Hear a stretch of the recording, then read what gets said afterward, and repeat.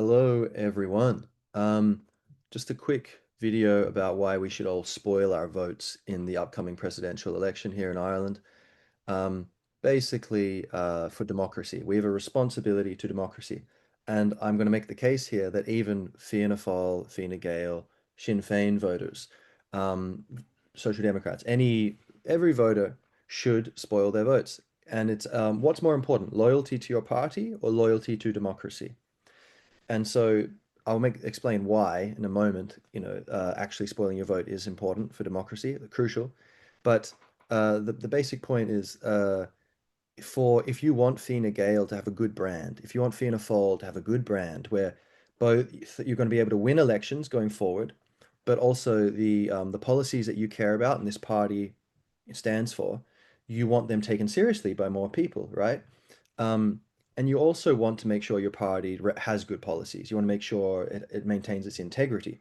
So both from just success on the battlefield of like politics, elections, and also in terms of standing for good things, you need your party to have a good brand. You need to be standing by what's right. So in this election, we have a choice between three people who are almost identical, right?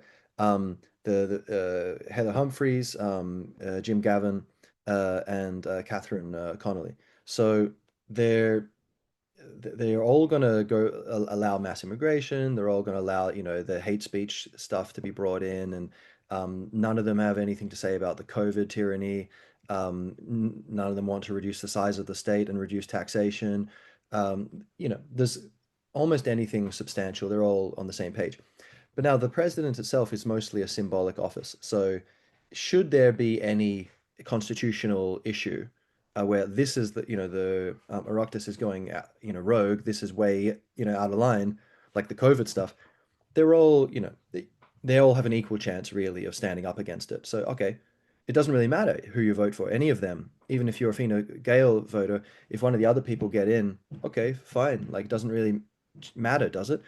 Um, but on the other hand, yeah, and symbolically, okay, sure, if Catherine Connolly gets in there, maybe her rhetoric will be a bit more like whatever, like pro-Palestine or something. But again, it doesn't really matter that much for the day-to-day life in Ireland. So but what happened here is Nick Delehanty, Maria Steen, a few other people had significant followings. Really a lot of people felt like we want a voice, especially what you could call more conservative, but what say 20 years ago would be center. The conservatives would be like, oh, you people are a bit wacky and wild. You're not conservatives. Yeah, you don't want millions of random people being pulled into the country and put ahead of native people. But that doesn't make you conservative. Whatever you believe in, what's called conservative nowadays is actually just basically what was centre, right? But nonetheless, a lot of Ireland, I would argue, it seems, the overwhelming majority, the silent majority, actually feel very unrepresented by the mainstream politics. And so it seemed a lot of people wanted to vote for these people. Now, the system is geared so that they need to get basically approval from the status quo, from the government elected people.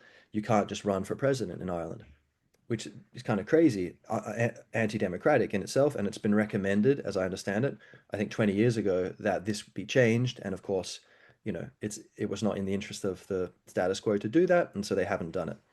Um, but so as it is, you need permission. And so there's all these people who really should be running if this was a real democracy in Ireland, but they've been prevented by the system.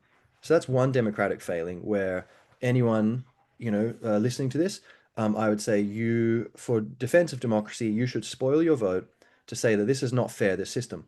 But secondly, where the government parties or just all the elected TEDs and councillors, very few of them actually broke ranks when the government party said, hey, you're not allowed to nominate anyone for the president, any independents for the presidential race.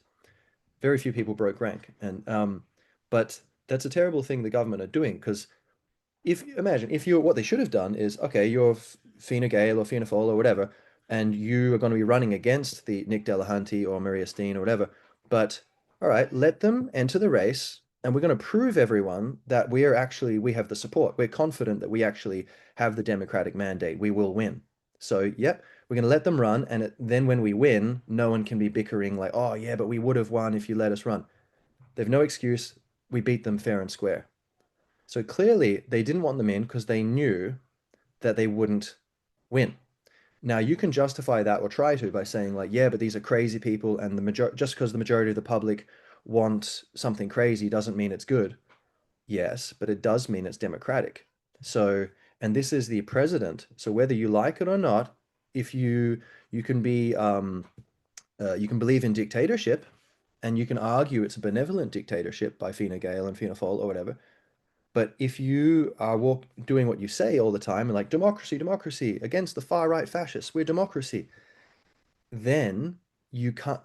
If you want people to take you seriously and have a good brand and seem reasonable, you must stand by that. And you must say, oh, the system as it stands, a lot of people feel that the Irish system is not representing them and it's corrupt.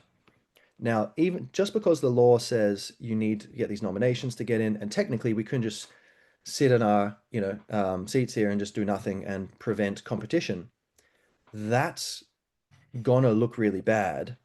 And we could just give these people the nomination and make it clear, like, who was that senator who did that? But he said, look, I'm nominating Maria Steen. I'm not endorsing her, but I'm endorsing democracy. So I'm giving her, I think we should have her in the race just so it looks legitimate.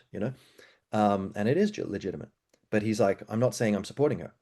And so the government totally, these mainstream parties should have done that and said, yep, we're putting her in there just so everyone knows this is a legitimate democracy still.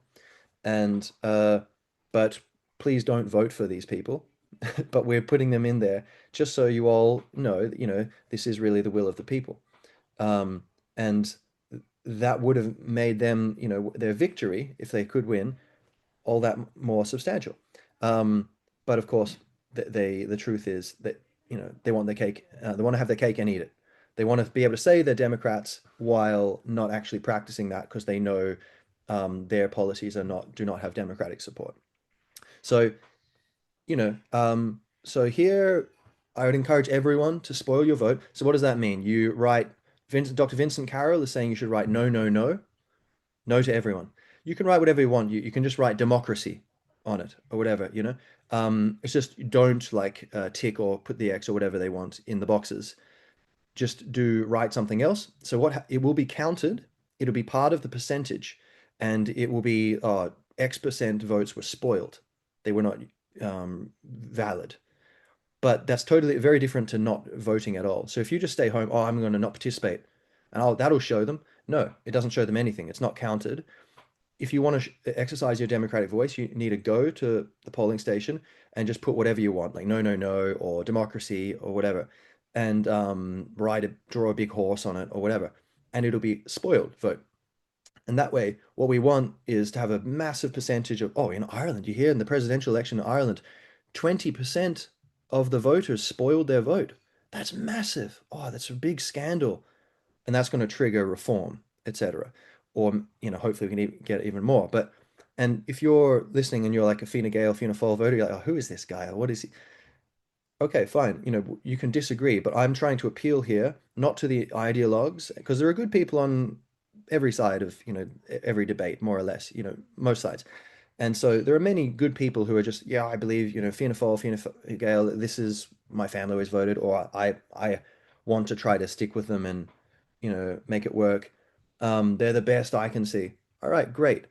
Vote for them in your next election, but in this presidential election, it makes basically no difference to support them. So why don't you spoil your vote? Tell everyone, hey, I'm spoiling my vote for the good of democracy. We have a responsibility to democracy, and also for the good of the party, for the good of Fine Gael or Fianna Fáil, because these people running the party are at grave risk of totally destroying the brand. And then from your point of view, some crazies are going to take over because the brand's been destroyed a lot already. So this is an opportunity to bring reform in the presidential system, how that's run. I think in the future, definitely it should just be anyone. Yeah, you get, X thousand signatures. You've got 10,000 signatures. All right, you're in the race. Let people vote for you if they want, you know. Um, you know, what's the harm? People, if there's not the support, you don't have to worry about it. They won't get in. If they have the support, then that's a democracy they're meant to be in. And so reform the presidential system and to reform the parties. Now, a lot of people would say, "Oh, they're beyond any help," you know. But okay, whatever, that's them. But you know, I try to be the bridge and I try to connect people. I think we're all in the same team here. It's all Team Ireland. It's all Team Humanity. Ultimately, we're just about asserting the right boundaries, and we don't always agree. And we need to use free speech and democracy to try to negotiate the disagreements. And who knows who's right in the end? But let's use free speech and logic and empathy and respect to figure this out together. So I encourage you, any disaffected kind of like, oh, really not proud of what they've done, disaffected, voters for whoever, the Social Democrats, Sinn Féin, you know, people for profit, Fine Gael, Fianna Fáil. I encourage you to spoil your vote and look your friends in the eye and say, "This is I'm doing. You should do it too. This is good for the party and it's good for the country," because otherwise they're not going to get that democratic feedback of like, "Hey, you're turning towards dictatorship. That's not right. We need democracy. We need people to believe in the system." I'll finish with this. There's a thing called the social contract. Why do most people, when they pay tax, they feel that they're not being robbed?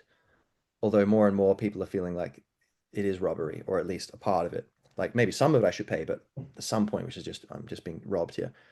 But the basic, most people would say, oh, okay, it's taxation that's different to robbery, or I could maybe see the comparison, but, or and they look around the police and they're like, well, that's not just like a mafia, the police, there's a right for them to be there and, with controlling things. And they look at the state putting policies forward and they go, well, I don't agree with what they're doing, but I agree with their right to be there. Like we should have a government. There's a social contract where people believe, yes, you can put limits on my freedom and you can even take a bunch of my money um, as taxation. But we're getting to a point where the social contract is being violated so egregiously by the powers that be in Ireland and around the world that people need to be very careful in the government. Like you're, if you are not genuinely meeting your responsibilities as part of the social agreement of you only have power because you are representing us, you are our employees. If you're like, yeah, we'll talk about that, but we'll kind of bend the rules and do our own thing because we think we know better. You can only do that so much before it becomes too much, and people just stop believing. They don't believe it's a legitimate thing, and at that point, the emperor has no clothes, and you're in very big trouble. And that's how revolutions, hopefully peaceful, but that's how revolutions happen. That's how massive paradigm shifts in politics happen, as they do throughout history. Every now and then, massive changes, even just peaceful political changes. Parties lose power; they disappear, and that will happen to these parties, Fine Gael, Fianna Fáil, if they do not wake up and think, okay, look, good people within the parties, you need to start getting your act together, and because there are some anti-democratic forces at work, and the people will only put up with so much. So, Gormila Margweave, that's all I have to say. Please spoil your vote at the upcoming election, and what is it, the 24th, I believe, of October. So, and may some good come of it. Thanks. See ya.